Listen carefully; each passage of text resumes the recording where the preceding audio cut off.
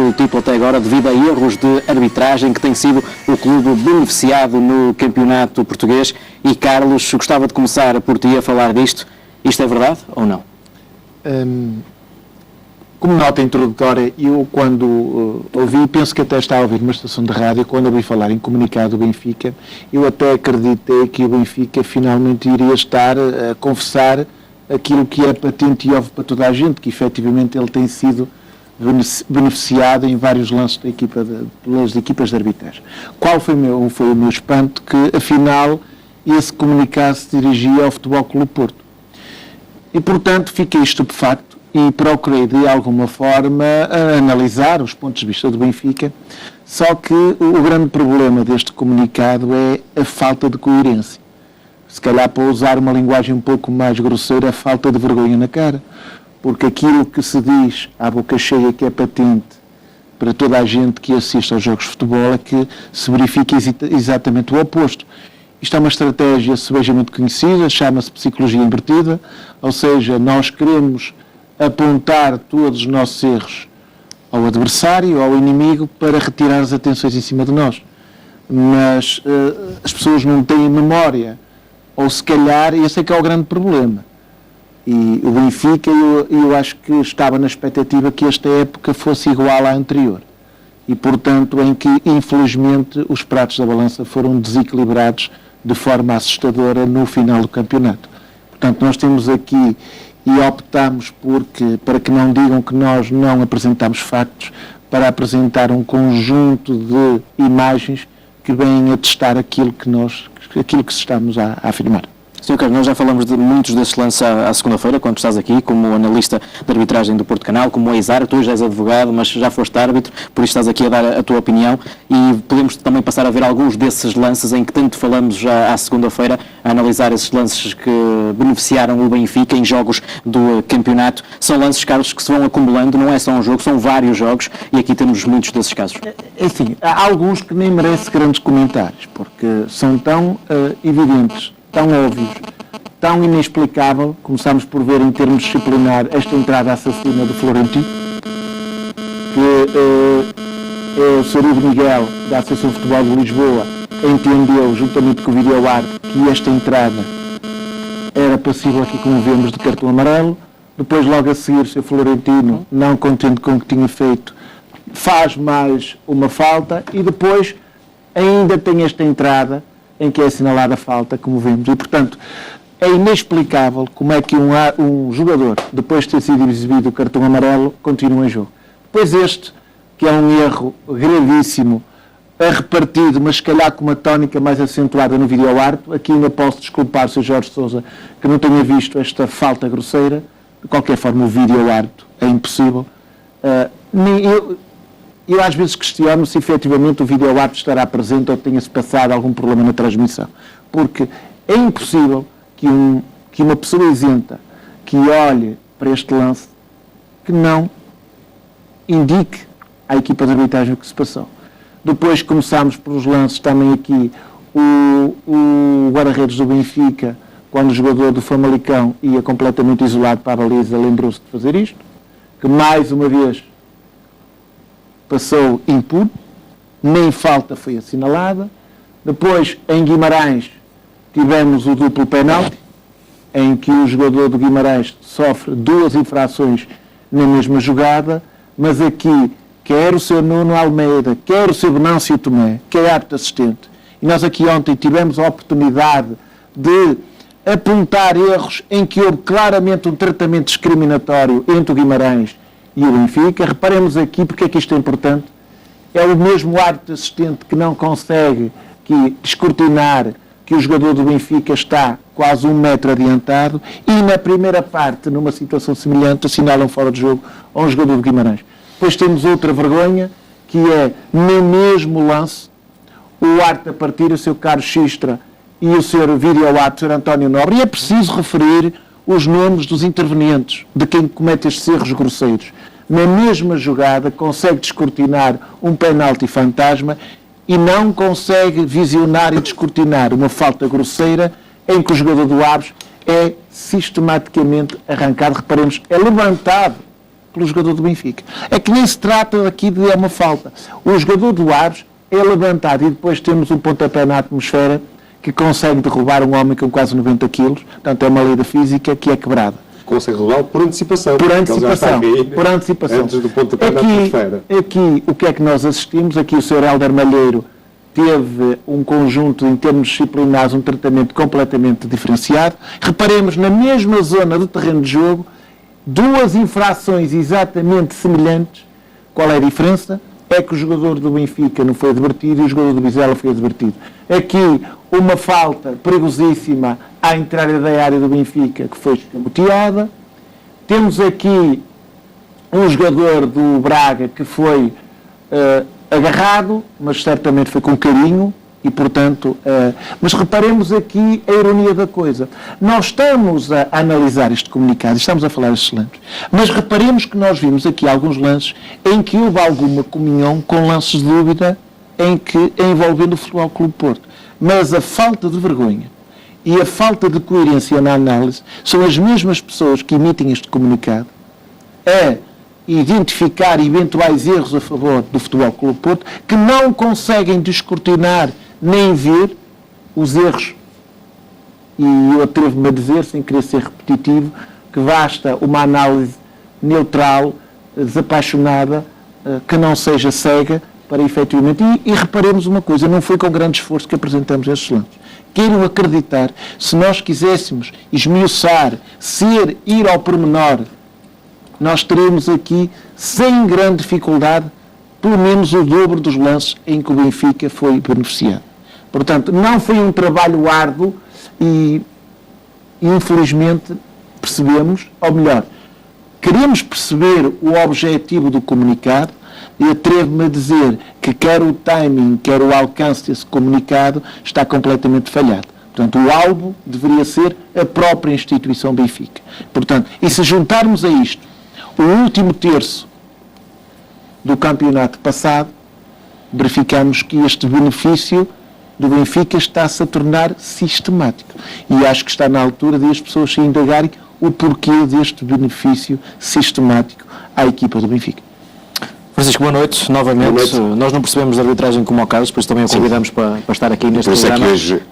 Mas há erros que acho que toda a gente sabe que não é preciso ser não é preciso ser especialista de arbitragem, mas gostava que comentasse isto. Qual é que achas que é o objetivo do Benfica com este comunicado, que depois de ver estas imagens... Desviar as atenções. O Benfica está muito pressionado por algumas coisas até extra futebol, designadamente pelas recentes notícias do caso Lex, que envolvem o seu presidente, o juiz Rui Rangel, foi expulso da magistratura.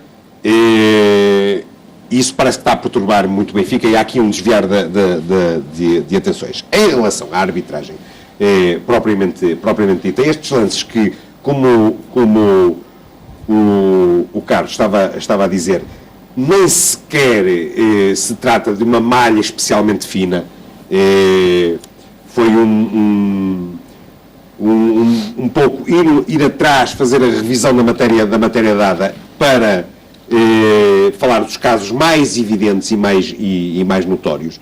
E há um sem número de lances de índole disciplinar, lances capitais do jogo, porque são grandes penalidades ou coisas assim parecidas, lances de golo.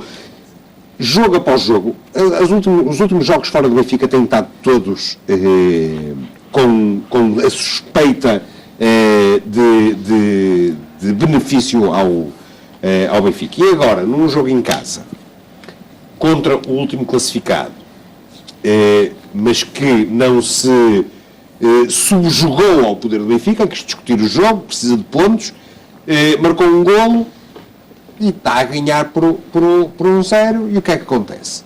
Acontece um lance de falta clara, evidente e notória sobre um jogador do Aves.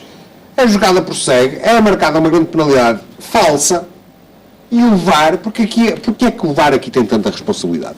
Porque nós, fazendo uma análise séria e honesta, nós temos que admitir que ao árbitro que está no campo apesar do lance ter ser tão evidente, possa ter passado. Nós temos que admitir isto. É precisamente para isso que existe o VAR. Para quê? Para ajudar o árbitro. Para ajudar a decidir bem. Nem sempre é possível, no jogo, com o calor do jogo, com a velocidade do jogo, com o cansaço que o próprio jogo vai provocando também nas equipas de arbitragem que andam lá a correr de um lado para o outro, é normal que haja lapsos e nós temos todos que aceitar isso. Faz parte do jogo, mas para isso é que hoje em dia existe o VAR que está sentado, em boas condições, com acesso a todos os ângulos para avaliar, ao contrário do que acontece ao espectador da BTV, mas já lá iremos, tem todas as condições para avaliar e tem a obrigação de avaliar o lance desde o início.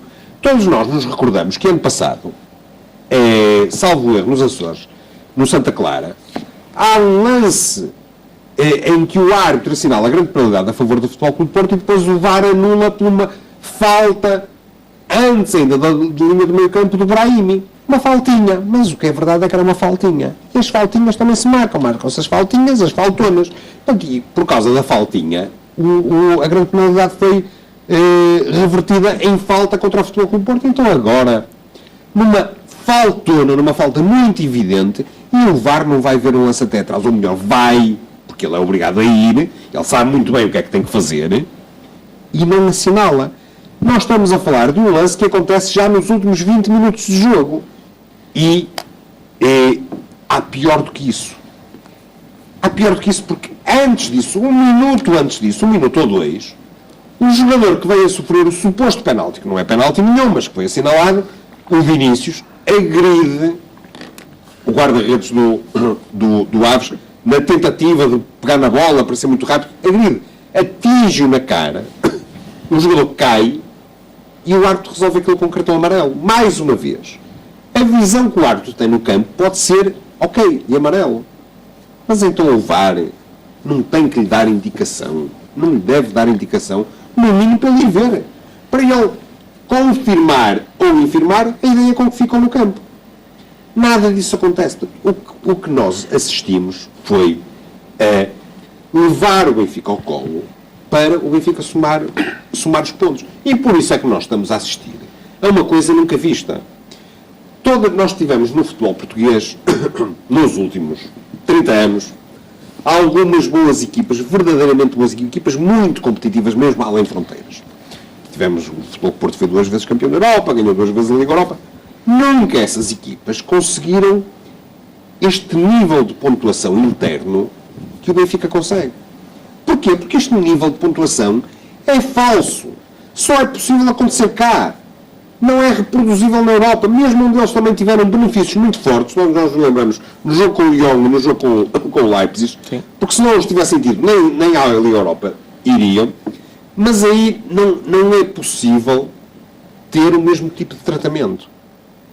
E como não é possível ter o mesmo tipo de tratamento, todos nós sabemos a diferença abissal que há de rendimento, porque não é razoável uma equipa não ganha os jogos, fora de casa ganha os jogos todos. Com este treinador no Campeonato Nacional ganha os jogos todos. Todos. E se nós formos olhar, quer para este campeonato, quer para o campeonato passado, os jogos fora do Benfica, nós vemos erros de arbitragem inaceitáveis e incompreensíveis. Não é um, não são 2. São muitos e muito graves. Muitos e muito graves. Este ano, no Bessa, por exemplo, validar um golo com uma falta clara, um golo que não é um golo qualquer. É um golo na altura em que está 1-1. Este penalti falso que foi assinalado no Estádio da Luz na sexta-feira passada, o resultado estava em 0-1. Portanto, há pouco, quando vimos aqueles lances do Florentino, que são lances de uma agressividade extrema, de violência, entradas que põem em causa a integridade física do adversário, qual era o resultado? Não estava a ganhar 5-0. Ou seja, estava em causa o resultado. Portanto, digamos que a qualidade, o momento em que os erros acontecem, também tem muito que se lhe diga. Porque são auxílios muito úteis em cada momento. São alturas em que o Benfica corre o risco de naufragar e é lançada uma boia para salvar. Foi o que aconteceu na sexta-feira. E na sexta-feira ultrapassou mesmo o que é admissível. Porque são duas irregularidades muito evidentes na mesma jogada. Falta sobre o jogador do Aves, cometida pelo Ferro, e depois o jogador pontapeia a atmosfera, como se costuma dizer, mas nessa altura já o Vinícius está a cair. E isso, na velocidade normal, é impossível de ver. Mas na repetição vê-se muito bem isso. E o VAR tem a repetição. Tem todas as repetições. Portanto, o Benfica procurou passar para o Futebol Clube do Porto o ónus de um suposto benefício que não acontece, que é deles. Que é deles, sucessivamente. Tentam adulterar a percepção que se pode ter do campeonato, dizer assim, eles tantas vezes vão dizer que o Porto é beneficiado que as pessoas vão acreditar que o Porto é beneficiado e vão estar caladinhos em relação aos benefícios deles para dar a ideia de que são prejudicados. Ano passado essa estratégia deu muito resultado. E infelizmente deu muito resultado. Porque é uma estratégia que permeia a falsidade, não beneficia a verdade desportiva. Esperemos que este ano isto pare. Até agora não parou, mas esperemos que daqui para a frente pare, que se perceba exatamente que estamos a adulterar, estamos a estragar o campeonato. Pedro, boa noite novamente, para ti também. Aqui o Francisco a falar de timings de erros de arbitragem, ou seja, lances em jogos capitais para o Benfica e momentos capitais da partida. Achas que este comunicado também vem num timing ideal para o Benfica, com algum objetivo? Acho que sim. É assim, eu já disse várias vezes aqui, na semana passada falamos disso, volto a repetir agora, eu dos aspectos técnicos de arbitragem percebo muito pouco e por isso agradeço também ao Carlos ter vindo aqui, já o faz normalmente nos pós-matos ou na segunda-feira como tu referiste, mas é bom também que o possamos fazer aqui de forma sustentada. E às vezes até vejo noutros canais pessoas que não têm formação nenhuma na área de arbitragem, como eu, porque tenho a sua vida profissional ligada a outra área, que nunca tiveram ligação nenhuma à arbitragem, a discutirem ao detalhe todas as semanas o lance, a falar de é pequena área, é grande área, é isto, é aquilo, e a regra A e a regra B, como se tivessem um conhecimento de base em relação àqueles temas. Já que falas disso, daqui a pouco vamos ver assim um lance desses, que é ou pequena área ou fora, mas... Nem de propósito, maravilha, ainda bem que vamos assim. Ver isso. E eu sinto uma certa vergonha alheia ao ver as pessoas exporem-se a esse ridículo, porque a arbitragem é um campo de conhecimento como qualquer outro, que exige que as pessoas tenham de facto conhecimento, que se vão atualizando, que estudem. As regras mudam regularmente e isso impõe uma certa dedicação que não é para qualquer um, é para quem se dedica àquela área. Claro que uma coisa é um comentário aqui e ali, de vez em quando. O futebol é um jogo popular, é natural que as pessoas, enquanto adeptos, se exprimam publicamente relativamente. Outra coisa é aspirarem a uma certa autoridade que de facto não têm, ou pelo menos não advém do seu conhecimento em relação a essa matéria. Mas se eu de aspectos técnicos de arbitragem, como dizia, pouco ou nada sei, relativamente a aspectos de comunicação, vou sabendo alguma coisa. E aquilo que o Benfica tenta fazer aqui com este comunicado é aquilo que no combate aos incêndios se chama um contrafogo, basicamente. Ou seja, tendo a plena consciência de que está numa sequência de grande benefício, não é de benefício, é de grande benefício, de erros sucessivos de arbitragem, que são, alguns deles até são praticamente consensuais entre os vários analistas, inclusive os próprios analistas que são conhecidos por serem próximos do Benfica, eles próprios sentem-se na obrigação de reconhecer esses erros. Portanto, observando, tendo essa consciência dessa sequência de erros, decidem projetar no adversário aquilo que lhes diz respeito exatamente a ele. E isto tem tudo a ver com uma pessoa muito em particular. Nós estamos a falar de uma pessoa que está por trás da comunicação do Benfica e que tem uma linha bastante agressiva, bastante dura, tem uma tradição de guerra relativamente à comunicação, que é Luís Bernardo, que foi assessor de comunicação de José Sócrates, dos governos de Sócrates, tem todo um passado ligado a uma guerrilha comunicacional e que trouxe essas práticas para o Benfica. Aliás, já João Gabriel, anterior diretor de comunicação do Benfica, a determinada altura alertava para os riscos que havia nesta aquisição de Luís Bernardo enquanto diretor de comunicação.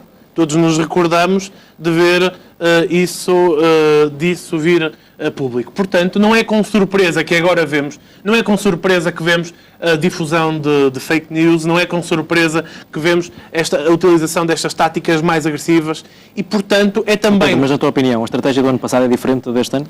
A estratégia global é a mesma. A estratégia global é a mesma, condicionar, é criar um ambiente de grande condicionamento, de intimidação, de fazer com que os árbitros vão para o próximo jogo e que tenham todo um clima preparado para que as coisas aconteçam de uma determinada forma. Porque a verdade é esta.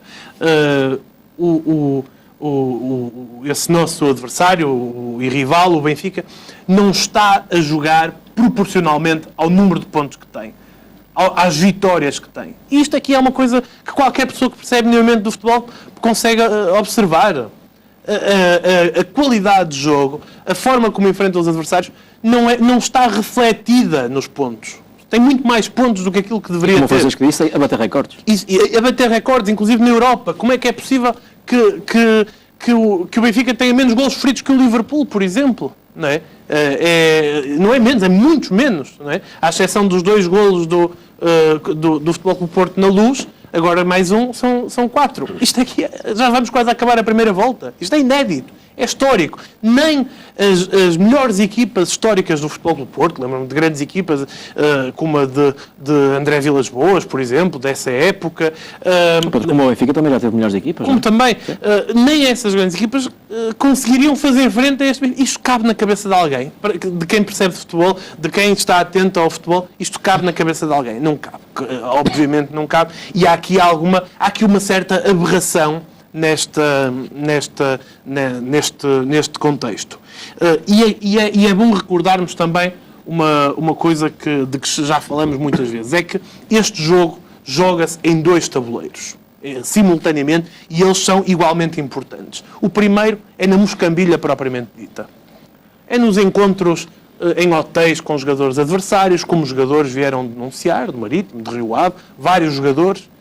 É vou dar de cabo da nota do árbitro para ele aprender para da próxima vez portar melhor. E servir de exemplo para todos os outros. É ajudar aquele com apoio jurídico, é os padres, é não sei o quê, as notas, coisas. Já todos sabemos em relação a isso. Mas depois há o tabuleiro da percepção. E ele é muitíssimo importante. É tão importante como o outro.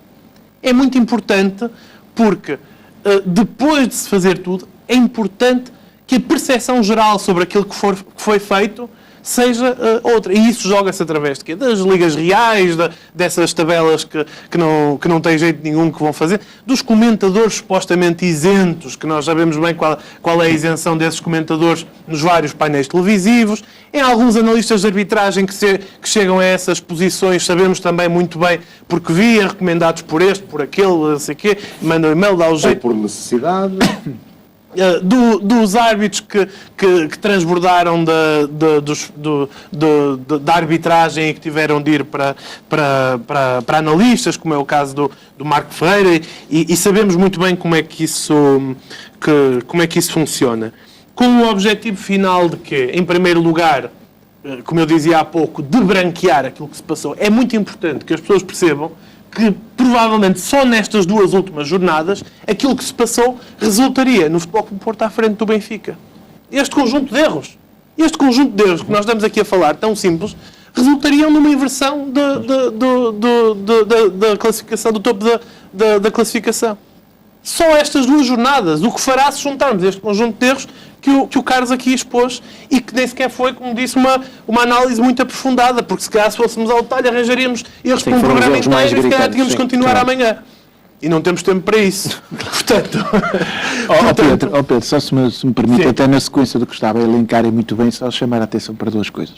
Relativamente esta treta da Liga da Verdade, como disse Francisco muito bem, porque a Liga da Verdade rege pelo resultado final. Olha, por exemplo, este jogo com o Boa Vista, em que o lance capital é ferido de morte, como o resultado acaba por ser desnivelado, mas com um golo não entra para a famosa Liga da Verdade. E este jogo no Tondela, como o resultado é por mais do que um golo, portanto, a Liga da Verdade está ferida de inverdades. E depois Portanto, quem se acredita nesta Liga da Verdade... Então dela, o jogador teria sido expulso E o jogo é totalmente a menos de diferente. metade da primeira parte. E, portanto, Muito cedo ainda. salientar o que o Pedro disse, e muito bem, isto também, a classe de arbitragem tem que repensar uma coisa. O Pedro salientou, e muito bem, independentemente da decisão judicial que venha a ter, pelo menos em termos éticos, nós temos árbitros que estão no ativo, como João Pinheiro e companhias, que objetivamente tiveram comportamentos éticos, direta ou indiretamente, através de pessoas que estavam ligadas ao Benfica, que fazem com que não deveriam apitar o Benfica.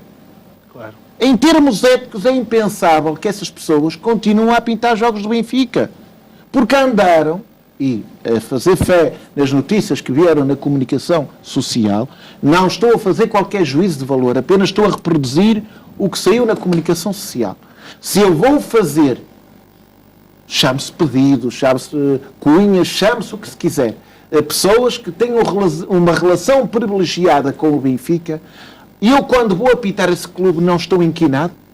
Esta é a pergunta que eu deixo no ar. E só uma nota final, que o Francisco, muito bem, a questão da fumaça e relativamente... Estamos a falar de um árbitro que teve um papel decisivo no desfecho da época passada. Pronto, e que este ano vai pelo mesmo caminho. É só apenas salientar o que o Francisco quis, chamar a atenção disto. Para o Conselho Superior de Magistratura ter aplicado a sanção que aplicou a um juiz, não esperando, e aqui é que eu queria chamar a atenção, pelo desfecho do respectivo processo criminal, repare-se, eu atrevo-me a dizer que é inédito. Portanto, não esperando pelo desfecho do processo, naturalmente com a presunção de inocência, não deu essa presunção. Portanto, imaginemos... Tem conhecimento dos factos de gravíssimos gravidade dos que factos. estão lá. Eu queria Será com salientar certeza isso. oportunidade para aquela gente no Benfica que tanto gosta de fazer publicações no YouTube, o mais brevemente possível, De esclarecer esta questão. vir publicar as escutas entre o Vieira e o Rangel. A não ser que venham acusar o Conselho Superior de Magistratura de ser uma qualquer entidade permeável a pressões de Futebol Clube do Porto ou de outra entidade. Portanto, estou curioso, só falta essa teoria da perseguição. Peço desculpa pela interrupção, mas são pontos que obrigam as pessoas a refletirem. Olha, e já que estás aqui, Carlos, até porque o Pedro falou há pouco de lances fora da pequena área, grande área, que eu gostava de lançar aqui um vídeo, que vocês também a seguir comentassem e vissem lá em casa, um lance de Marchesin, guarda-redes do Futebol Clube do Porto, no jogo frente ao Moreirense. Vamos começar por ver a opinião de Rui Santos. O Marchesin vai com a mão, ele toca aqui na mão. Na pequena área ou fora? Hã? Foi dentro Opa, é a entrada da área, mas toca-lhe ali, não pode. Mas aí é que é o importante, é se foi dentro, se foi fora. Eu digo-te, O importante é estou a se foi dizer, dentro, se foi fora. este lance Porque é muda bem tudo. invalidado. Não, Rodolfo, porque ele perde a bola porque ele toca-lhe ali. É indiscutível que é dentro da pequena área. Concordo Ele dá a opinião dele. Há aqui uma grande preocupação, se foi dentro ou se foi fora. Francisco, para ti foi dentro ou foi fora? Para mim, mais do que ser dentro ou ser fora, este bocadinho atesta a qualidade dos nossos comentadores, supostamente, dos nossos senadores da bola. Este senhor Rui Santos entra-nos pela casa dentro há décadas, na qualidade de suposto entendido em tudo que tem a ver com futebol. Desde arbitragem, à economia no futebol, a tudo. Às contratações, tudo. E então, diz em relação ao lance, e que muito bem foi anulado, foi assinalada a falta sobre o nosso guarda-redes, e ele diz, é preciso saber se foi dentro ou fora da pequena área. Porque uma coisa é se foi dentro da pequena área, outra coisa é se foi fora da pequena área. Mas a própria SIC, que tem este senhor como expert, no dia a seguir esclarece-nos. É isso que também gostávamos de ver. Duarte Gomes, ex-árbitro, esclareceu este lance de Marchesin frente ao Moreirense. Vamos ver. Vamos ser práticos. Falta do Iago sobre o Marquezine. Ele está no ar, as costas do Iago ao saltar tocam no braço esquerdo do Marquezine, que é o braço que depois perde a posse de bola e, portanto, ainda por cima estando com os pés no ar. Recordar as pessoas lá em casa que já não há nenhuma regra em relação ao interior da área. Portanto, aquela questão do privilégio acabou. Neste caso, a falta é falta porque é falta. Aqui vê-se bem, nas costas do jogador, o braço esquerdo aqui mexe todo, toca no braço esquerdo, ele perde a posse de bola aqui, portanto, falta, e eu nem percebo qual é a dúvida perante esta imagem. Aqui Eduardo Gomes a dizer para recordar as pessoas lá em casa, mas talvez é preciso recordar alguém em estúdio, não é isso? Não, é recordar as pessoas cá em casa. É o único lapso do Duarte Gomes não é lá em casa, é cá em casa, cá SIC. Porque, pelos vistos, então, não interessa para nada se é dentro da pequena área, se é fora da pequena área. O que é que interessa? É se há toque que impeça o guarda-redes de dominar a bola, dentro daquele espírito, o Sr. Dr. Carlos Duarte poderá explicar isto muito melhor do que eu, não é? Mas o guarda-redes beneficia de um regime de proteção especial por causa da sua condição de guarda-redes ser o que pode jogar a bola com as mãos, portanto, não se lhe pode tocar nos braços, impedindo de chegar à bola e essas coisas. E é isso que acontece, portanto, naturalmente foi marcado falta. Mas, para o expert, Rui Santos, portanto, ainda bem que isto aconteceu com alguém da própria SIC, porque isto serve, por este exemplo, nós podemos medir todas as outras opiniões deste senhor. Ou se valem quanto? Bola, como diz o outro, e assim, sabe de bola, não é como este.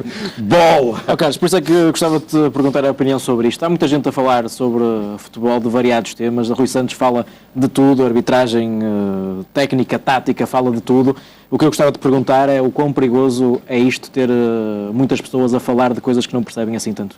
Ora bem, nós já tivemos aqui contraponto. Tivemos, eu não tenho que o elogiar, tivemos aqui a humildade do Pedro, de dizer que efetivamente não percebe de arbitragem e o que é que uma pessoa sensata faz? Não opina. Não vai falar daquilo que não sabe. Porque corre este risco de, na própria casa, como diz o Francisco, de ser contrariado desta forma grotesca, grosseira, eu diria, vergonhosa. E o que é que acontece? Naturalmente, a própria linguagem técnica que utiliza, está ali a falar em pequena e grande área, isso já não existe no léxico do futebol. Como diz o Pedro, e muito bem, a linguagem do futebol vai evoluindo. Por exemplo, eu lembro-me que muitas vezes, quando as pessoas diziam vulgarmente penalti, as pessoas eram gozadas, porque penalti estava associado ao tipo até um copo de vinho, e portanto era gozado, e portanto era pontapé de grande penalidade. Entretanto, o pontapé de grande penalidade agora acabou por se transformar no pontapé de penalti. Reparemos como a própria história dá a volta. E, portanto, está-se a falar em área de baliza, não é pequena área. Portanto, é o risco de se pôr, e eu acredito que a SIC, não sei se está com problemas económicos ou não, ou da audiência, não me compete a mim, apenas dizer isto.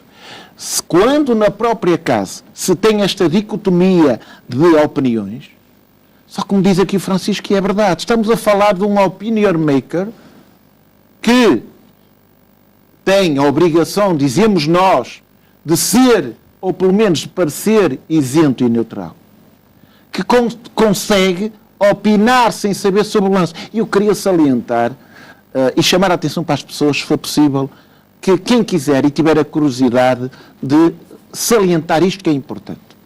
A generalidade das pessoas, e não é que eu saiba mais que os outros, pelo contrário, falou em golo invalidado. Não houve nenhum golo invalidado. O árbitro da partida, e muito bem, interrompeu o lance, a bola aí não tinha entrado na baliza. Portanto, mesmo a designação golo invalidado é incorreta. No máximo, poderíamos ter, que não é o caso, uma falta indevidamente ajuizada, que faz toda a diferença. E dizem-me assim, porquê é que faz toda a diferença? Desde logo um aspecto fundamental. O vídeo-arte, por exemplo, nesta situação, nunca poderia intervir. Porque antes de ter sido obtido o golo, o jogo já estava interrompido. E o que é que diz o protocolo? O vídeo-arte só pode intervir em lances de golo, ou lances de penalti, ou lances em termos disciplinares grosseiros, em que haja, por parte do vídeo-arte, a certeza daquilo da reversão da decisão. Portanto, de uma vez por todas, acabe-se com a ilusão que estamos a falar de um golo invalidado, porque não foi. Apenas estamos a falar sobre uma falta indevida ou não sobre o guarda-redes. E salientar mais uma vez, sem querer fazer pedagogia, mas na esteira do Duarte Gomes, salientar que o futebol, mais uma vez, está em mudança e, portanto, aquele conceito que havia de que o guarda-redes tem obrigatoriamente de ser protegido, está em mutação. Houve algumas alterações que fazem com que, cada vez mais, o guarda-redes, entre aspas, a única proteção e característica especial que tem é o facto de jogar a bola com as mãos. Pouco mais do que isso. E também dizer ao Sr. Rui Santos para que, de futuro, o importante nestes lances não é ser, como ele diz, dentro da pequena ou da grande área, que já não existe. É se existe ou não existe falta. Portanto, mas isso é irrelevante, porque ali o que conta é a sanha persecutória que ele tem contra o Futebol Clube Porto. Ali é o objetivo permanente de atacar o Futebol Clube Porto. E desta vez isso era por meio de razão. Porque era preciso esconder o que tinha acontecido no Estado da Luz. Francisco, eu deixo esta questão para vocês que de forma eloquente eu limito-me à minha questão técnica. Aquilo que eu tenho para dizer do ponto de vista técnico, que é uma aberração, e tenho pena de alguém que faz a opinião que eu atrevo-me a dizer, entre aspas, que forma não manipula, espero eu, mas que é ouvido e seguido, continua a dizer estes disparates e apenas limito-me a constatar. O Francisco e o Pedro fazem a leitura a partir daí. Que, curiosamente ou não, sistematicamente, todos os lances em que o Porto está envolvido, a análise é sistematicamente contra o Futebol Clube Porto. Coincidência? Não é coincidência?